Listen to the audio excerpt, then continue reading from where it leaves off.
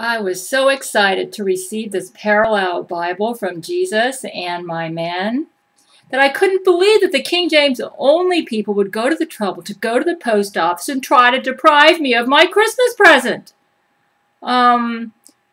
Just because they think the New International Version, the New American Standard Bible, and the New Living Bible are satanic. I recall that when Jesus discussed with me the King James Bible issue in October 2012, and I stuck up for the King James only leaders, and he said that those leaders think that me and Brent are satanic, and they see devils under every rock, and he was getting sick of it. That's what Jesus told me. And these King James only people will not leave me alone. I go outside, and it's like they all jump on me like leeches. Today was really bad. They seem to be furious at me for embedding James White's YouTube series dealing with the King James only issue. But his arguments are so brilliant. I really believe that if these King James Bible leaders debated James White in a court of law about the King James Bible issue, they would lose. If I had heard James White's arguments a year ago, it's possible I might have reconsidered my position, but probably not.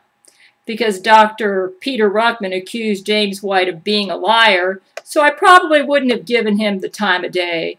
I really don't like James White. He seems like he's a little overly obsessed with doctrines and debating, like he enjoys debating. And to me, life is too short to waste all our time in arguments. We should all be concerned with bigger issues, like being a great lover and not get all hung up over these Bible doctrines, 1 Corinthians 13.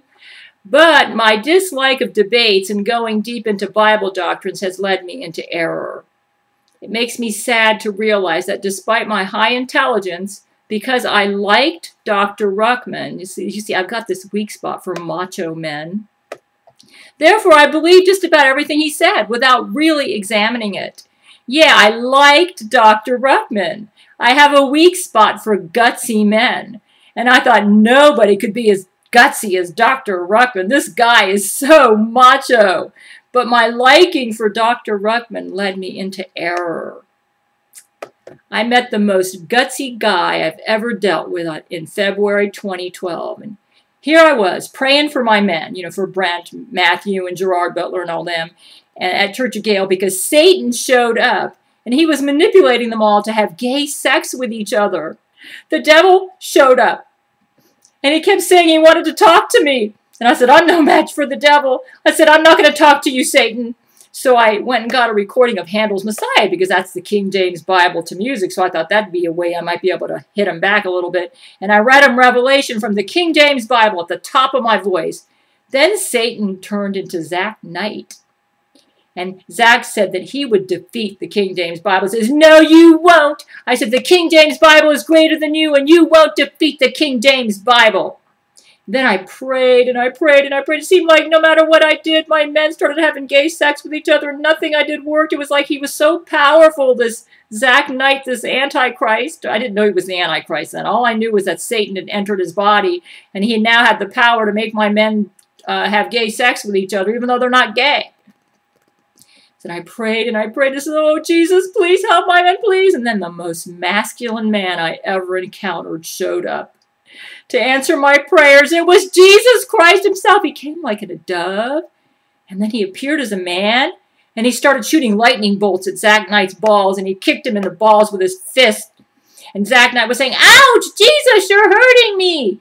And then Jesus turned to me and said, well done, my good and faithful servant. Oh, I about melted on the spot. I thought, man, this Jesus is so macho.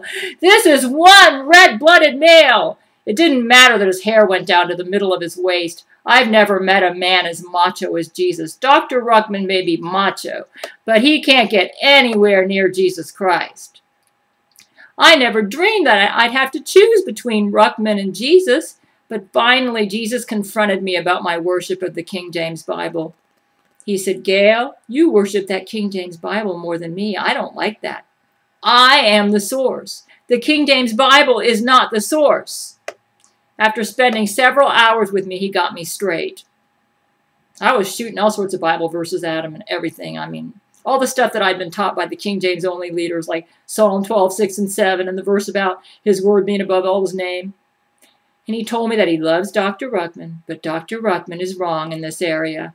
He said, you got to choose between, I had to choose between Jesus and Dr. Ruckman, and Jesus won. It was kind of hard because I like Dr. Ruckman, but I like Jesus more. And Jesus said he gets really angry when people worship the King James Bible like it's God. He says he has forgiven me for my sin of idol worship. And he said, I've forgiven you. It's as if you never sinned, Gail. Those sins are as far away as the east is from the west. He said, I've forgiven you. He said, he's been telling me, don't be so hard on yourself, Gail. But I was shocked over the reaction of the King James only people over my decision to obey Jesus Christ over Dr. Ruckman. In order to defend myself before these people who obviously don't believe that I've been conversing with the real Jesus, I've spent time researching this subject and have discovered that James White, even though I don't really like him, has brilliant arguments supporting what Jesus has told me. That Westcott and Hort were not Roman Catholic translators, and that the New American Standard, the New International Version, and New Living translations are just as good and in some ways more accurate than the King James. That's what Jesus said himself. He especially praised the New Living translation. One thing I've learned about Jesus is he likes to be understood, and he's a pretty clear communicator. He likes to use street language when he talks with us because that way he gets his point across better. He'll use words like badass or hell yeah. It makes sense that Jesus would like some of these modern translations because despite what the King James only people say, some of these modern translations really are easier to understand. The King James only people jump on me like leeches sometimes when I go outside. It's like driving through a war zone. It appears the Gail android has taught them some of her genius computer knowledge, and they've been messing with my computer so that when I type emails to Brent, every other letter doesn't take, and I have to restart the computer and do like a cleaning, and they're messing with my brain a little bit too. And one thing I really resent is they have somehow obtained a video I sent to my men a year ago because my men gave me a dildo for a Christmas present for Christmas 2011. And they've taken a still from this video and made a photo of it, which they've now posted online. I hate that photo. I wish it would go down. It makes me look really loopy. What's really ironic is I hardly ever use the dildo. But my men said, oh, can you please send us a video of you using the dildo, our Christmas present? So that's what I did. And these horrible people have stolen a private video from my men's collection and have posted it online. And it's a tasteless, disgusting, vulgar video. I firmly do not believe in just, portraying nudes to the public or sexual acts to the public. I think that's tasteless, vulgar, gross, and I don't appreciate these King James only people in their rabid attempt to discredit me have stolen a private video from my men to make me appear like I'm crazy. I have totally lost faith in these King James only people, and they have been quite a disappointment. He told me I worship the Bible above him. Well, no more. I have actually dealt with Jesus one-on-one this past year, and you know what? I like him. This doesn't mean that he doesn't speak to us through his word, but Jesus doesn't want us to worship anything before him, even a Bible. I really believe that if James White and Ruckman debated in a courtroom setting, Ruckman would lose on the King James only issue.